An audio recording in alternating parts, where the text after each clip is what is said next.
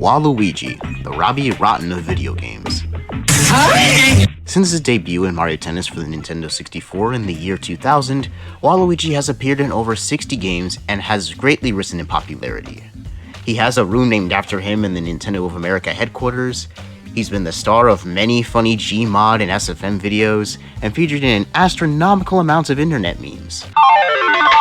He is probably one of the most popular Mario characters of all time, and I can argue that's for a good reason. However, ever since June 2018, Waluigi and his fanbase have been the subject of controversy and have been misrepresented and even demonized by many people, and it has continued to this very day. YouTubers, Twitter users, even journalists have made claims against the fanbase and the character himself that are objectively and pathetically wrong and ignorant.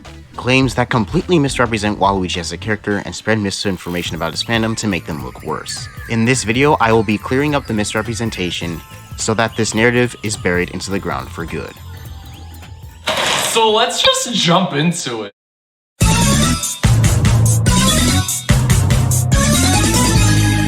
Waluigi time!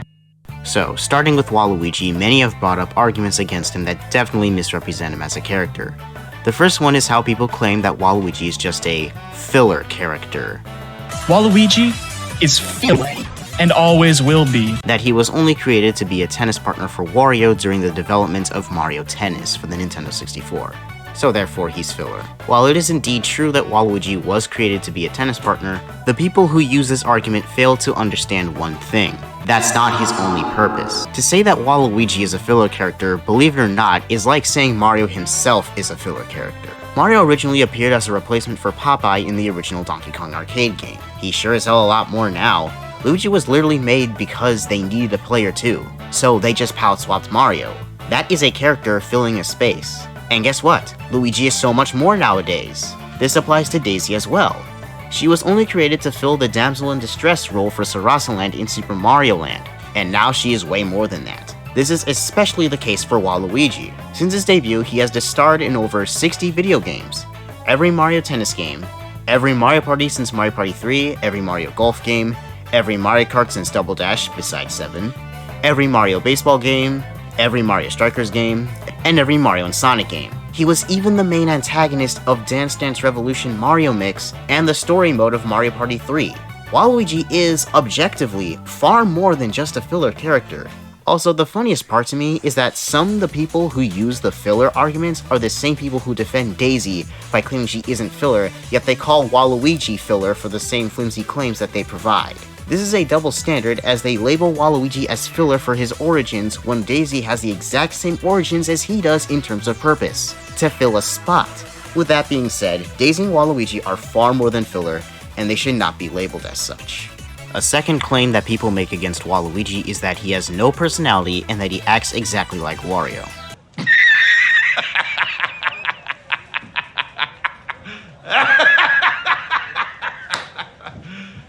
You serious? It is almost comical just how wrong this is. Waluigi has plenty of personality. In fact, I'd argue he has one of the most developed personalities of the entire main cast alongside Rosalina. Waluigi is an ill-tempered, rude, and mean-spirited troublemaker.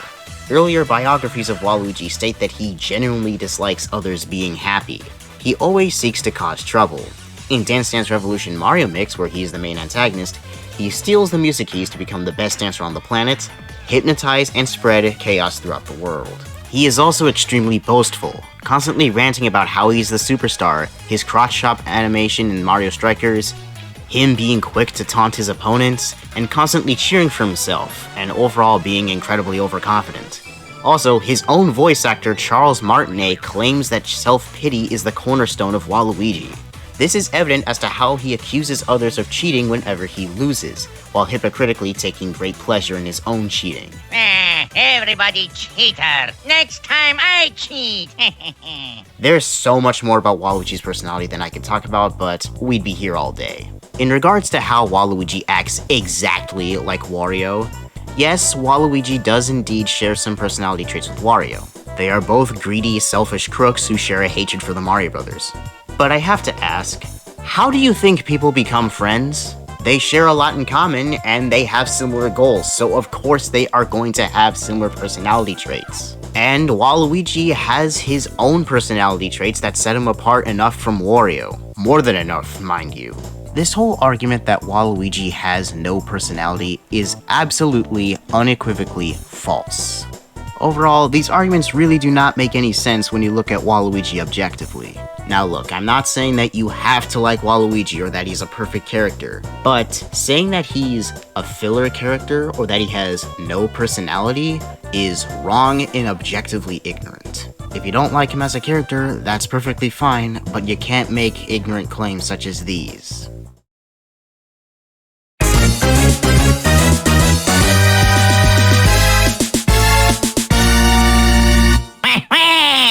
Alright, let's discuss the whole Sakurai was harassed debacle. Let's go all the way back to June of 2018. Once again, Waluigi was revealed to be an assist trophy. This small clip blew up and a groundswell of support for Waluigi started popping off. Waluigi was everywhere at that point. YouTube, Twitter, Reddit, the Washington Post, and even freaking Netflix were talking about Waluigi. We even got a statement from Reggie Fils-Aimé stating that Sakurai is well aware of the support that appeared for him. However, this support wasn't without its problems, as two fans sent some edgy memes to Sakurai, which resulted in Sakurai blocking these accounts. This sent the entire community into an outrage, with many labeling this as harassment.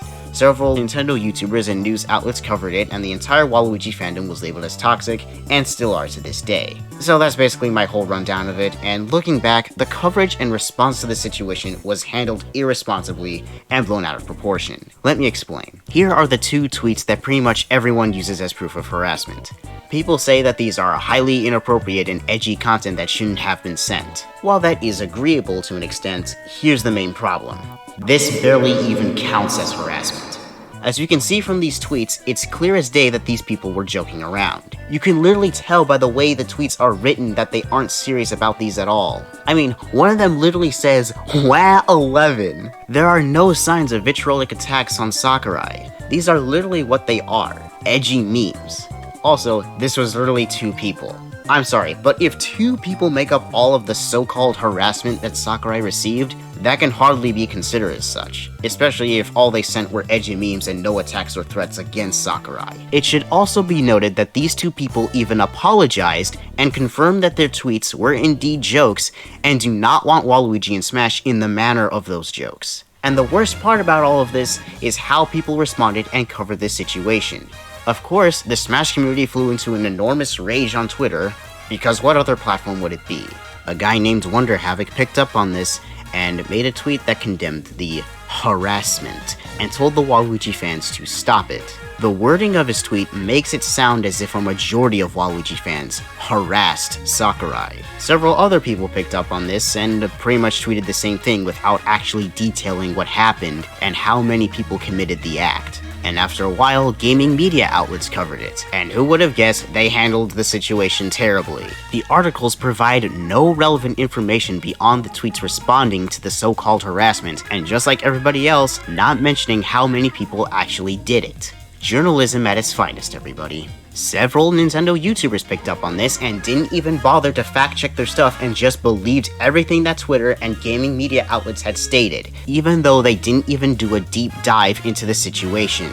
I really do believe that Sakurai was harassed and tormented by enough people and eventually was like, let's give them everything they want, except Waluigi. Sure, some people are genuine in this. They're honestly that angry that they feel they need to make death threats and show other vile images and stuff like that to Sakurai to get his attention about this, which is disgusting. It gets even worse than that. People even went as far as to make false statements about the whole situation, claiming that there were death threats being sent towards Sakurai. I'm going to have to put on my fucking double-seeing glasses because I can't even begin to see the amount of bullshit coming from you. I know for a fact that this claim is bullshit because 1, no one has provided any evidence to support this claim, and 2, none of the tweets shown have any sort of threats on Sakurai's life.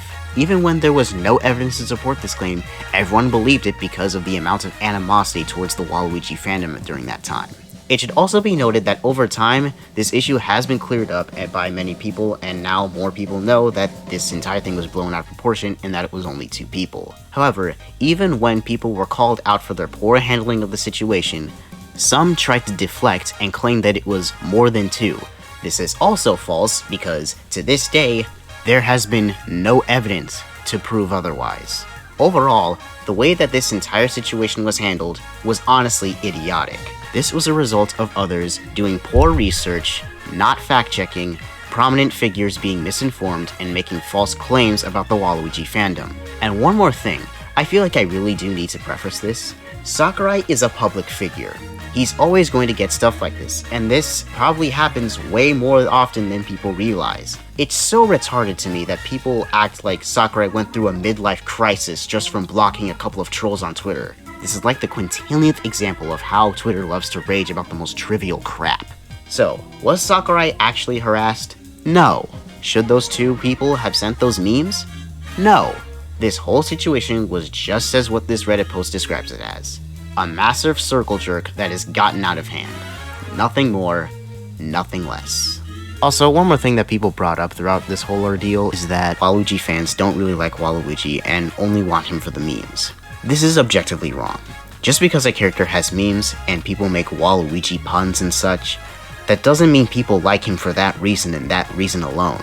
In fact, I've looked on the internet, and from most of what I've seen, most people like Waluigi because of his unique, colorful personality, aesthetic, and design. And as I said before, Waluigi's antics, awkwardness, and absurdity make for a character that is entertaining as well as relatable, which is why many people like him. It's so retarded to me that people think that you can't legitimately like Waluigi just because he has memes. That is such an idiotic misreading of the character's popularity. Sit down, Ozar. And that's it. Yep, that's my entire video on Waluigi and his fanbase. To close off, I'm going to share this quote from Five Nights at Freddy's creator, Scott Cawthon, about the toxicity of fanbases. Here it is. The truth is that every fanbase has its toxic side. And that's because every fanbase has a huge variety of ages, a huge variety of opinions, and a huge variety of maturities. There will always be people who irritate you, inside and outside any fanbase. That's not a fault of the fanbase, it's a fault of people, and we're all guilty. Well said, Scott. Well said.